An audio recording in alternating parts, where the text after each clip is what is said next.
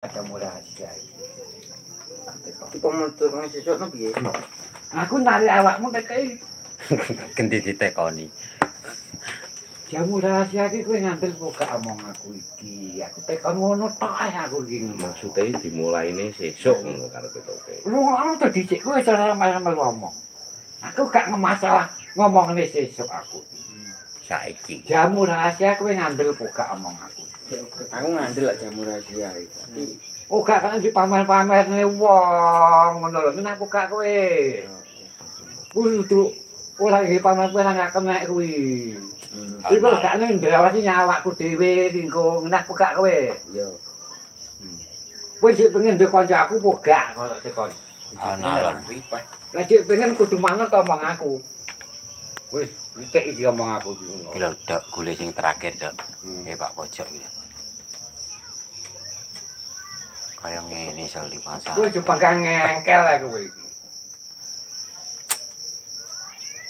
Wis Aku wis tuwek le aku iki. saiki karepmu piye? Wis arepmu piye? Omong sing ngandel apa gak omong aku iki? Ngandel hari. Nek ra ngandel dilekasi saiki. Ngono lho. Terus kowe lek wis roh jamu kuwi arep mau Aku iki kok nggih apa tak tekoni lho. apa arep mau ndel-ndelan. Iku dijeblosne didunungne ngono.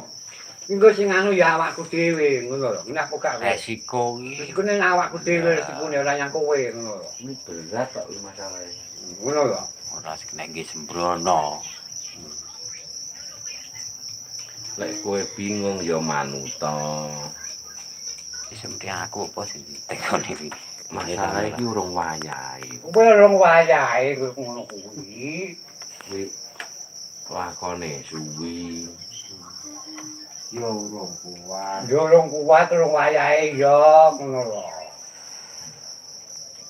Ya mudah saya ngerti buka kowe jan iki. Wong sing saumurane Pak Gri cek pikir-pikir kok. Ana Pak Gri. Terus sampeyan pernah pikir-pikir to Pak Din kan? Heeh. Aku tak wani. Kemarin toke ngukui roh yang deplok Pak Mon marah. Ya kuwi masalah. Mungkin ya kok rahasia iki lho, jeneng rahasia iki to kok. Kowe yang ndelok tenan iki ya, Teh. Aku ndelok nyilih korek to. Cek Pak Kri tak omong sik. Pamane piye jajal. Menengo sik Pak Gri. Aku kan nyilih korek, ngono lho. Arep dapat pakane sama Pak Kri. Wong deplok-deplok rekone deplok apa Pak Kri? Putih-putih. Jamu iki rahasia iki rahasia apa gak to jan iki? Ya bener Pak Gri. Ya bener kok ora betul aku jamu rahasia kuwi ngono lho. Ini rahasia. Rahasia kok diomong-omong wong-wong ngono Mas ngono lho. Ora Masalah. ora ana wong krungu jamu rahasia. Iya. Dene wong sing ngeruh to. Ora ana wong ora ana wong krungu gitu. Nek tinggal apa ya ora ngerti. Awakmu deplok nek kapan toke arep ndelok ngono lho Pak Gri.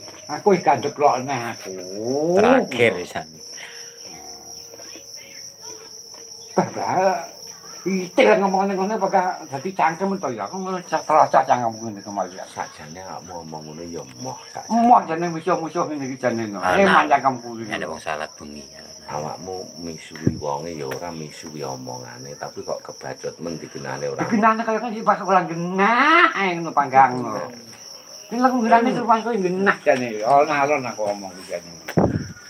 Yang dilong, mari ngono disentek nih, coba. Kipere pancen penak apa. Beres. Wek.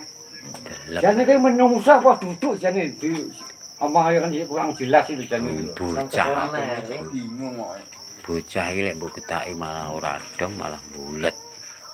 Jamu rahasia ora ngomong sing ngerti. Jane jajal aku kok piye ngono lho. Bar menjajal aku apa piye? Menjajal apa jenenge kene sawah kan kaya sing wisah kok ya. Aja. Betul kan ya betul. Kowe lek musuh bre sak dhuwurmu, bre tanggungan lek musuh. Tanggungan. Gelem musuh Tanggungan lek kuwi. wis sak dhuwurmu. Oh to, ngomongmu sak dhuwurmu kan. Kok timon iso duren kan. Lah kuwi engko sing Mbak Siti mesti gak iso aku Pak Mun gak iso mesti sampean Mbak Din mesti anu. Lah piye? Sak dhuwur. Kamu jelas ya kan kurang jelas. Le kowe iki. Ini rahasia to.